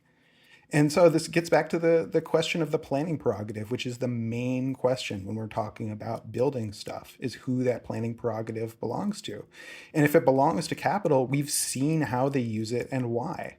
And it is investment. And I think Brett's book, Brett Christopher's book, Our Lives in Their Pockets, I believe, about financialization, does a great job, especially around energy and housing, describing what the capitalist perspective looks like. And they say, if you want to expose our lives in their portfolios, thank you.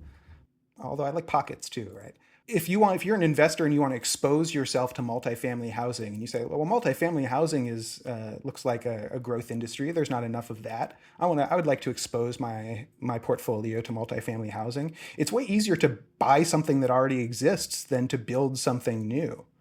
Right? Just straight up. And that's across the industry. It's the same thing if I want to expose myself to wind power or whatever.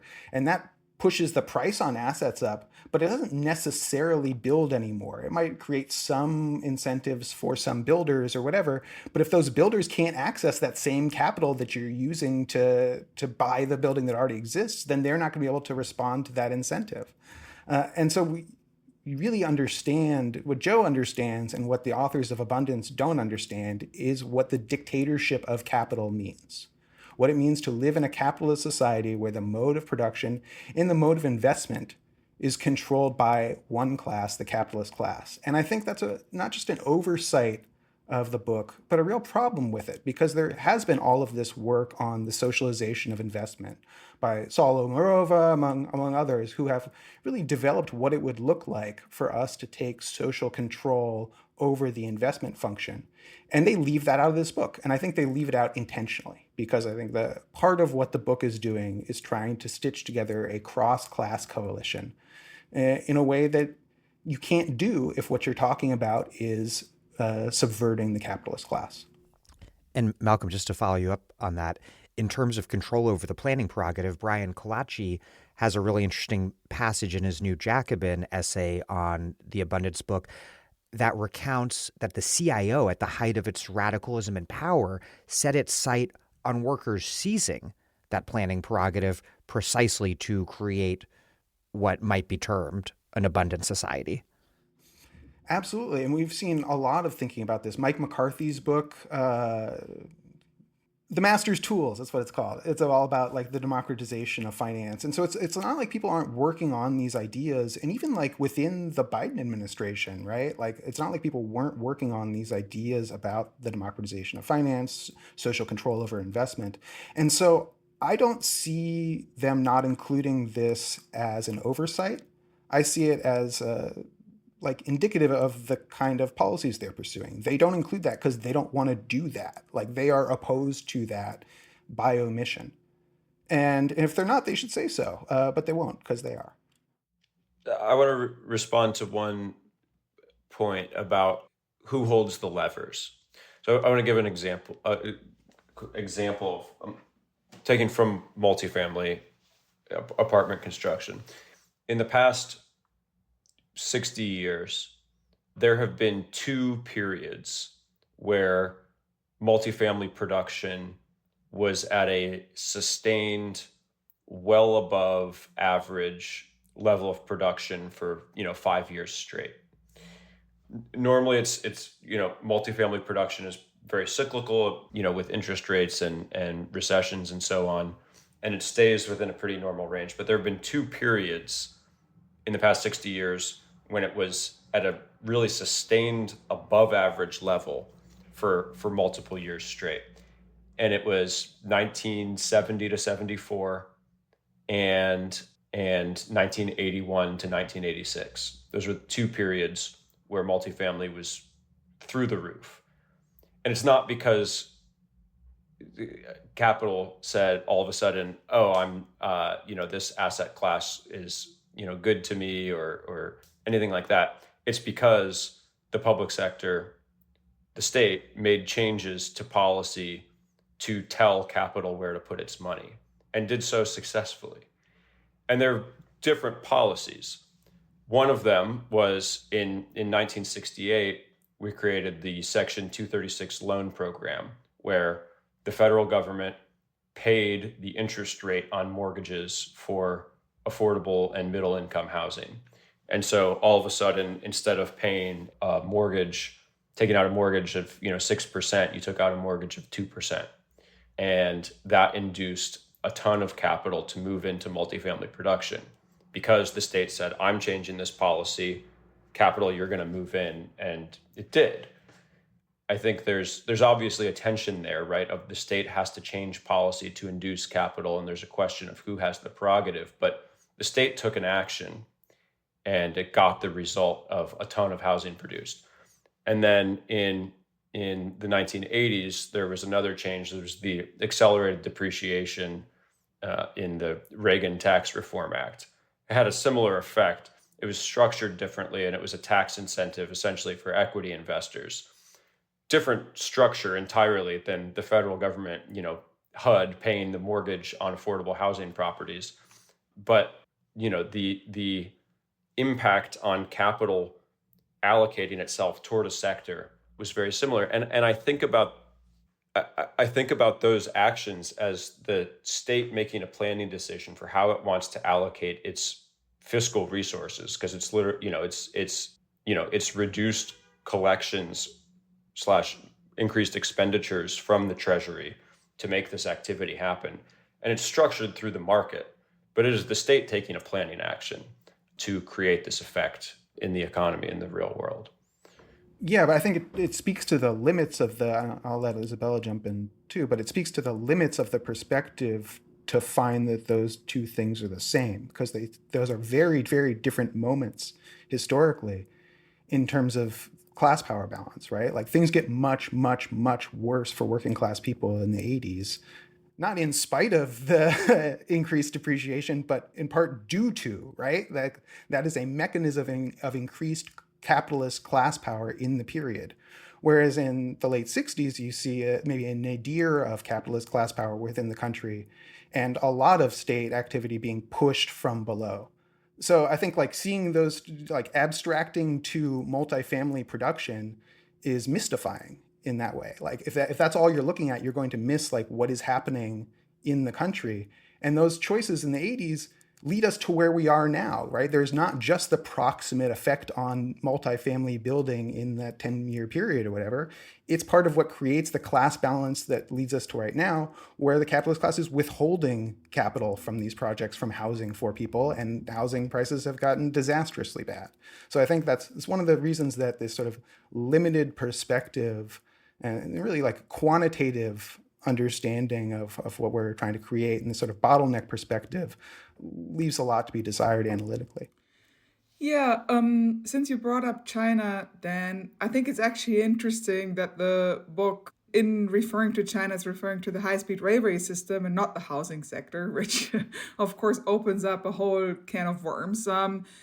My sense is that actually what happened with housing in China illustrates some of the challenges of having a market-based approach, having a asset appreciation-based approach while building very fast, right? I mean, the crisis of stagnating housing prices that eventually set in is precisely the result of the success of mobilizing a lot of private investment, a lot of public investment, of turning public development agencies into gigantic developers for all sorts of things, not just housing, which all is basically has been driven based on a profit maximization kind of logic. I mean, if we look back to 2021, there was this moment where everybody was saying, okay, China is at the edge of a Lehman Brothers moment, right? This didn't materialize because they have so much state capacity that they managed something that seemed unimaginable for Western observers, namely to gradually deflate a housing bubble in ways that, hasn't completely resolved the crisis by any stretch of the imagination, but that nevertheless has not resulted in a Lehman moment, that has not resulted in a 2021 global financial crisis of the type that we had with the subprime mortgage bubble. However, I think for the US context is a really cautionary tale, because even if it was possible to build multifamily, like several dozens story buildings at the speed at which China has been building, which is truly unprecedented, and do this in a way where the asset appreciation becomes critical for key public entities and for a whole range of households. And then you have achieved building the abundance, and eventually the rents and the prices start stagnating, and this whole model kind of runs out of steam. You risk manufacturing a huge crisis. Right now in the US, I would not see the kind of state capacity that China has to do the kind of gradual deflating that they have been doing, to now start moving in and buying up some of this housing stock with public agencies and so on. So if this kind of strategy was pursued in the US, I think it would result in a much more dangerous kind of bubble, in a much more dangerous kind of outcome than what we have seen. Now, despite all of this, of course, we have to acknowledge that the square footage per person available in China has grown in ways in which I think it has never grown in human history in urban spaces. So from the perspective of sheer availability of square footage of housing for people, it has been a spectacular success. But from the perspective of affordability, from the perspective of financial stability and so on, it has created an enormous kind of headache. And out of all of the abundance agenda kind of success stories in China, I think that probably housing is the most cautionary kind of tale. And again, land is publicly owned in China, right? So that's why I was also emphasizing before, it's not, ownership is not necessarily enough, right? It depends on how you then organize the whole thing. At his big Manhattan rally with AOC recently, Zohran Mamdani did something really interesting. He embraced abundance as a left-wing concept. Instead of attacking abundists as a well-funded centrist conspiracy, he took advantage of his really big platform to define abundance according to socialist or social democratic principles. He said, quote, "Government must deliver an agenda of abundance that puts the 99% over the 1%. What do you all make of what he said and what he was trying to do there? I would say that his whole agenda, focusing on essentials, focusing on the affordability of essentials, right, from grocery to housing to public transportation, is basically one that is, as I said in the very beginning, right, there is, I think, a very important intervention in the abundance book to say we have to refocus on the essentials, which is something that is, of course, not new, and many of us have been arguing for a while. So this, is what his campaign is proposing, right? And reclaiming the abundance term is in a way a smart move. This is not a term that was invented by Ezra Klein and Derek Thompson, right? If you go back to the writings and speeches of Roosevelt, of course, the idea of abundance is all over the place. But the critical addition that he makes is to say this is abundance for the 99%, right? And this is precisely what is missing in the Klein-Thompson version of abundance. It's precisely this absence of facing up to corporate power, of facing up to distributional questions that are not just economic problems, but that have really created a crisis of democracy in this country. So in that sense, I think it's a smart move. And I think it's what he's spelling out in terms of the substance of his campaign is precisely addressing a lot of the the concerns that we have been dwelling on in the course of this conversation. The other thing I'll note about it is he has been an outspoken supporter of all of the zoning reform and YIMBY efforts in New York City over the past couple of years. The City of Yes reforms that the city passed, in part through the advocacy of groups like Open New York, he has campaigned for and spoken at rallies in support of these changes to zoning and planning laws in the city. So I don't think it didn't seem all that out of the ordinary to me, because he's already been on board with with a lot of the housing reforms that are proposed in the book. So I don't even know that it's necessarily a co-optation or a taking of the term or anything. He's just been on board with these things for years. And it's interesting that itself has not secured him the full-throated support of the abundance bloc, including Ezra Klein himself, right? Which would be very useful for Zoran's candidacy. And I think that speaks to what confronting the capitalist class gets you, and the ways that that's not in line with what the abundance capital A movement is about, and that splits that movement. And I think in a very useful way. So I think we all support Zoran's understanding of what abundance means and what it could be used for.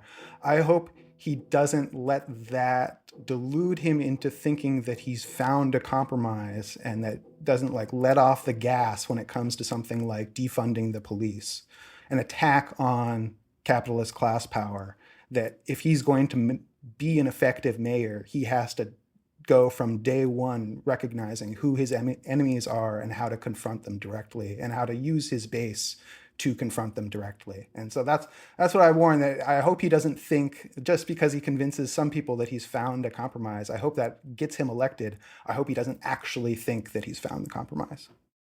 The last point I want to make is, the term abundance movement gets thrown around a lot. And I think that it is important for people to walk away with a distinction that there are two things. There is an actual movement of state organizations and organizers who are pushing for the types of housing reforms, many of which are laid out in this book, and many other things that are not talked about in the book. That is a group of people who are doing organizing and policy reform work in cities and states. That is what I would call the abundance movement. There is also a group of people who talk about the book on the internet and in their publications. I would not call that the abundance movement. What about the authors of the book? What do you mean? Are they members of the abundance movement? Ezra Klein and Derek Thompson? Are they members of the state organizing groups that do these reforms? I don't think so, right? So they're not? Yeah, they wrote a book about some reforms, but they're not part of this. They're not working on these things at the state and local level. Paul, and one other thing to clarify along these lines before we close is that I guess people we might describe as more centrist YIMBY types, like Dylan Matthews, we see them on Twitter a lot attacking things like rent control and rent stabilization.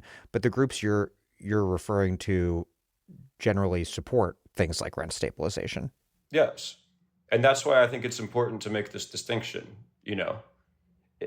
The people who are actually advocating for policy changes and need the help of more people to pass these things are an abundance movement who is doing that work.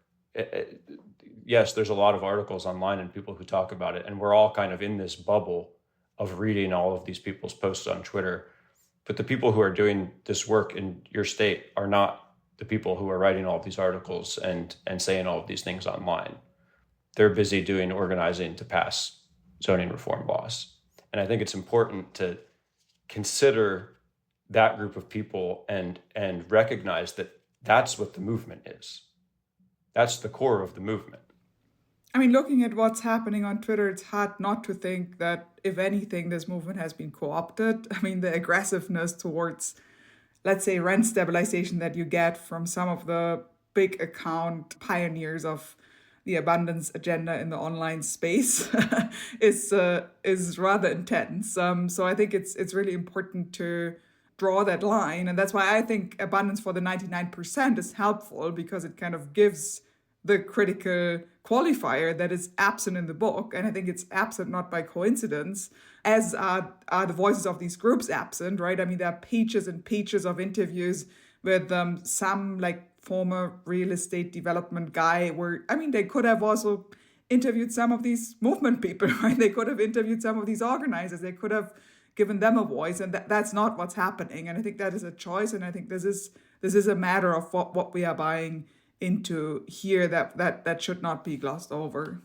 I like abundance guaranteed as the left-wing abundance, right? Abundance guarantee. Abundance you can count on. Abundance delivered by the state. Right.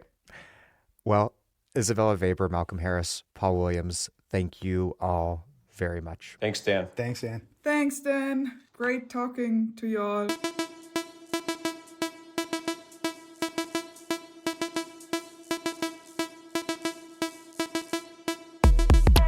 That was Isabella Weber, Malcolm Harris, and Paul Williams. Isabella Weber is professor of economics at the University of Massachusetts Amherst, an associate in research at Harvard University's Fairbanks Center, and a fellow at the OSF Ideas Workshop. She works on policy responses to inflation and has advised policymakers in the US, Germany, Europe, and Latin America on price stabilization measures. Her next book will explore what an anti-fascist economics might look like, and her first book, discussed right here on The Dig, was How China Escaped Shock Therapy, the Market Reform Debate. Malcolm Harris is the Philadelphia-based author of bestseller Palo Alto and other books as well, including What's Left, out earlier this year and soon to be discussed right here on The Dig. Paul Williams is the founder and executive director of the Center for Public Enterprise. Thank you for listening to The Dig from Jacobin Magazine. As Marx once said, after noting that modern bourgeois society, with its relations of production, of exchange, and of property, a society that has conjured up such gigantic means of production and of exchange, is like a sorcerer who is no longer able to control the powers of the netherworld, whom he has called up by his spells. While other podcasts have only interpreted the world in various ways, our point is to change it. We're posting new episodes most weeks, though less frequently during the summer. The Dig was produced by Alex Lewis. Our associate producer is Jackson Roach. Music by Jeffrey Brodsky. Our operations manager is Sylvia Atwood. Our senior advisors are Thea Rio Francos and Ben Mabey. Check out our vast archives and newsletters at thedigradio.com. Follow us on Twitter and also now Instagram and Blue Sky at The Dig Radio. And please find us wherever you get podcasts and subscribe to this one. If it's on iTunes or Spotify or whatever, please leave a rating and review. Positive ratings and reviews. Those help introduce us to new listeners. But what really and truly does that is you telling other people to check out the pod. Please make propaganda for us. And do find us at patreon.com and make a monthly or annual contribution to keep this operation up and running strong.